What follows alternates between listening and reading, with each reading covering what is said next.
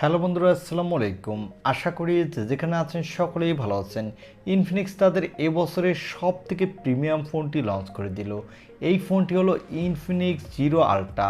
আর এই ফোনটিতে দেওয়া হয়েছে 200 মেগাপিক্সেলের ক্যামেরা লেন্স, সাথে দেওয়া হয়েছে 180 ওয়াটের ফাস্ট চার্জার এবং ফোনটিতে দেওয়া হয়েছে অ্যামোলেড ডিসপ্লের সাথে দুর্দান্ত গেমিং প্রসেসর। আজকের ভিডিওতে আমরা এই ফোনটি নিয়ে আপনাদের ফুল ডিটেল জানিয়ে দেব এবং জানিয়ে দেব এই ফোনটি কত দামে বাংলাদেশ এবং ইন্ডিয়ার মার্কেটে পাওয়া যাবে, আর এই ফোনটি বাংলাদেশ এবং ইন্ডিয়ার মার্কেটে কবে লঞ্চ হতে পারে, এবং এই ফোনটি কি আপনাকে এই দামে ভ্যালু ফর মানি প্রোভাইড করছে কিনা, বা এই ফোনটি কি এই দামে আপনার নেওয়া ঠিক হবে কিনা।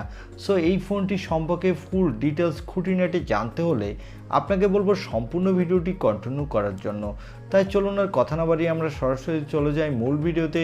তবে মূল ভিডিওতে যাবার আগে আপনার কাছে ছোট্ট রিকোয়েস্ট, আপনি যদি আমাদের চ্যানেলটি প্রথমবার ভিজিট করে থাকেন তাহলে প্লিজ আমাদের চ্যানেলটি সাবস্ক্রাইব করে পাশে থাকা বেল আইকনটি প্রেস করে রাখুন। আর অলরেডি সাবস্ক্রাইব করে থাকলে থ্যাংক ইউ সো মাচ। প্রথমে আসা যাক এই ফোনটির লুকো ডিজাইনে। এই ফোনটির ব্যাক প্যানেল দেওয়া হয়েছে গ্লাস এবং এই ফোনটির ব্যাক প্যানেলে পেয়ে যাবেন ট্রিপল ক্যামেরা সেটআপ।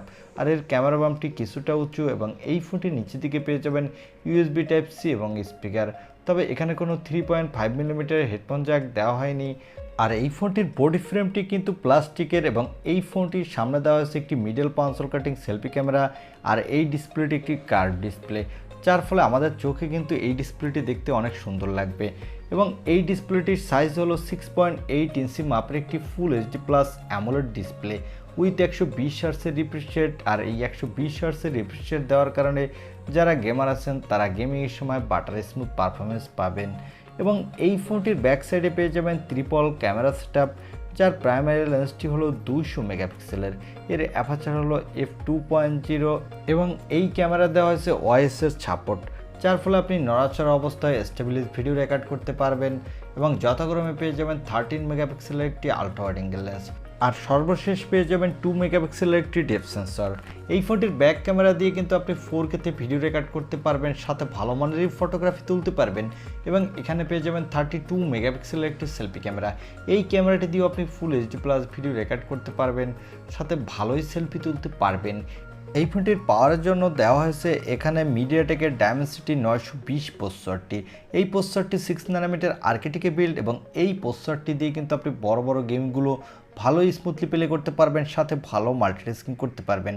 আর এই প্রসেসরটির সাথে যদি আমি স্ন্যাপড্রাগনের প্রসেসরে কম্পেয়ার করি তাহলে এটির পারফরমেন্স স্ন্যাপড্রাগনের 780Gর মতোই।